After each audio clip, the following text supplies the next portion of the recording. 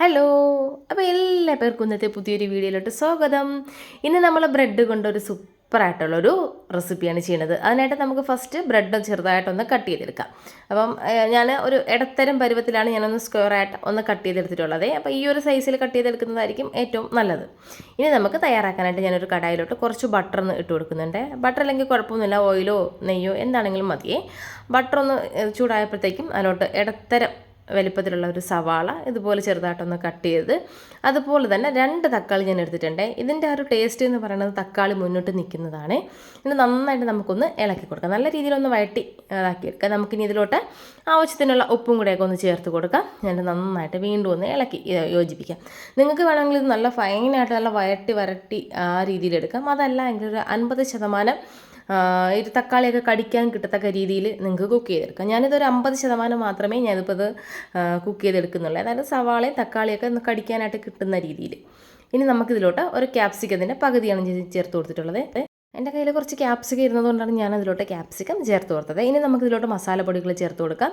ഞാൻ കാശ്മീരി ചില്ലിയാണ് എടുത്തിട്ടുള്ളത്. 1 ടീസ്പൂണോളം കാശ്മീരി ചില്ലി, കുറച്ച് മഞ്ഞൾപ്പൊടിയും അതുപോലെ തന്നെ കുറച്ച് ഗരം മസാലപ്പൊടി എടുക്കുന്നുണ്ട്. ഇനി നമുക്കിതെല്ലാം കൂടെ നന്നായിട്ടൊന്ന് വഴറ്റി കൊടുക്കണം. ഈ ഒരു മസാലേൻ്റെ ഒക്കെ ഒരു പച്ച മണം ഒന്ന് പോയി കിട്ടണം. അപ്പോൾ നല്ല രീതിയിൽ ലോ ഫ്ലെയിമിലിട്ടിട്ട് വേണം നിങ്ങളിതെല്ലാം ചെയ്യാനായിട്ട്.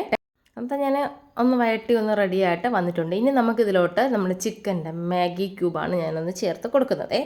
അത് നമ്മൾ ചേർക്കുമ്പോഴത്തേക്ക് നമുക്ക് ഈ ഒരു റെസിപ്പി തന്നെ ടോട്ടലി വേറൊരു ഫ്ലേവറായിട്ട് നമുക്ക് കിട്ടും. ഇത് കയ്യിലില്ല എങ്കിൽ സ്കിപ്പ് ചെയ്തോളൂ. എൻ്റെ കയ്യിലിരുന്നതുകൊണ്ട് ഞാനത് ചേർത്തന്നേ ഉള്ളൂ. കയ്യിലുള്ളവരാണെങ്കിൽ ഉറപ്പായിട്ടും ഒന്ന് ട്രൈ ചെയ്ത് നോക്കൂ. കുറച്ച് ചിക്കൻ മസാല ഇത് കയ്യിലില്ല എങ്കിൽ കുറച്ച് ചിക്കൻ മസാലയാണെങ്കിൽ ചേർത്ത് കൊടുത്താൽ മതി കേട്ടോ. ഇത് നന്നായിട്ടൊന്ന് റെഡിയാക്കി എടുത്തിട്ടുണ്ട്. അപ്പോൾ അതിൻ്റെ ഒരു പച്ച മണം എല്ലാം ഒന്ന് പോയിട്ടുണ്ട്. ഇനി നമുക്ക് ഇതിലോട്ട് കുറച്ച് വെള്ളം ഒന്ന് ഒഴിച്ച് കൊടുക്കാം. അപ്പോൾ ഞാനൊരു 1/4 കപ്പോളം വെള്ളം ഒന്ന് ഒഴിച്ച് കൊടുക്കുന്നുണ്ട്. എന്നിട്ട് ഇതെല്ലാം കൂടെ ഒന്ന് മിക്സ് ചെയ്ത് ഒന്ന് കൊടുക്കാം. അപ്പോൾ ആ ഒരു എല്ലാം കൂടെ നല്ല രീതിയിലൊന്ന് മിക്സായി മസാല നല്ല രീതിയിൽ എല്ലായിടത്തും ഒന്ന് പുരണ്ട് കിട്ടും. എൻ്റെ ഒരു 5 മിനിറ്റ് അതിനൊന്ന് മീഡിയം ഫ്ലെയിമിൽ ഇട്ടിട്ടുണ്ടായിരുന്നു. എന്നിട്ട് അതിന് ശേഷം ഞാൻ പിന്നെയും ഒരു 1/4 കപ്പ് വെള്ളം ഒന്ന് ഒഴിച്ച് കൊടുത്തിട്ടുണ്ട്. എന്നിട്ട് നമുക്കിത് നന്നായിട്ടൊന്ന് ഇളക്കി ഒന്ന് യോജിപ്പിച്ച് കൊടുക്കാം. എല്ലാം കൂടെ നന്നായിട്ട് ഞാനിന്ന് യോജിപ്പിച്ചെടുത്ത് വെച്ചിട്ടുണ്ട്. ഇനി ഞാൻ ഇതിലോട്ടൊരു 1.5 ടേബിൾ സ്പൂണോളം ടൊമാറ്റോ കെച്ചപ്പാണ് ചേർത്ത് കൊടുക്കുന്നത്. അതും കൂടെ ഒന്ന് ചേർത്ത് കൊടുത്തിട്ട് നന്നായിട്ട് നമുക്കൊന്ന് ഇളക്കി കൊടുക്കാം. ഇളക്കി കൊടുത്തതിന് ശേഷം ലോ ഫ്ലെയിമിലിട്ടിട്ട് വേണം നിങ്ങളിത് കുക്ക് ചെയ്യാനായിട്ട്. അതിൻ്റെ നല്ല രീതിയിലൊന്ന് തിളച്ച് വരുമ്പോഴത്തേക്കും നമുക്കിതിലോട്ട് നമ്മളെടുത്ത് വെച്ചിട്ടുണ്ടായിരുന്ന ബ്രെഡെല്ലാം കൂടെ ഒന്ന് ചേർത്ത് കൊടുക്കാം. കണ്ടല്ലോ, ഈ ഒരു പരുവത്തിന് വന്നപ്പോഴത്തേക്കും ഞാൻ എടുത്ത് വെച്ചിട്ടുള്ള ബ്രെഡെല്ലാം ഞാൻ ഇതിലോട്ടൊന്ന് ചേർത്ത് കൊടുക്കുന്നുണ്ട്. അപ്പം ഞാനിതിൻ്റെ സൈഡൊന്നും കട്ട് ചെയ്താണ് ബ്രെഡ് എടുത്തിട്ടുള്ളത്. എന്നിട്ട് നന്നായിട്ട് എല്ലാം കൂടെ വീണ്ടും ഒന്ന് ഇളക്കി നല്ല രീതിക്ക് ഇത് എല്ലാം ഒന്ന് യോജിപ്പിച്ച് എടുത്തോളാം.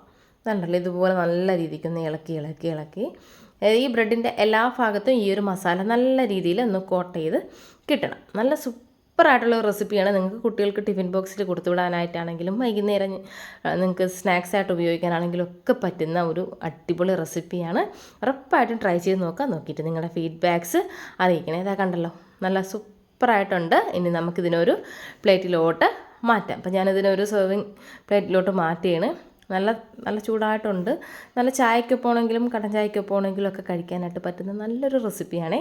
ഇത് കണ്ടല്ലോ. അപ്പോൾ നമുക്ക് പുതിയൊരു വീഡിയോ ആയിട്ട് ചാനലിലൂടെ തന്നെ വീണ്ടും കാണാം. ഈ ഒരു വീഡിയോ ഇഷ്ടമായ ചാനൽ സബ്സ്ക്രൈബ് ചെയ്യാനായിട്ട് മറക്കല്ല്. Thanks for watching. Thank you. By.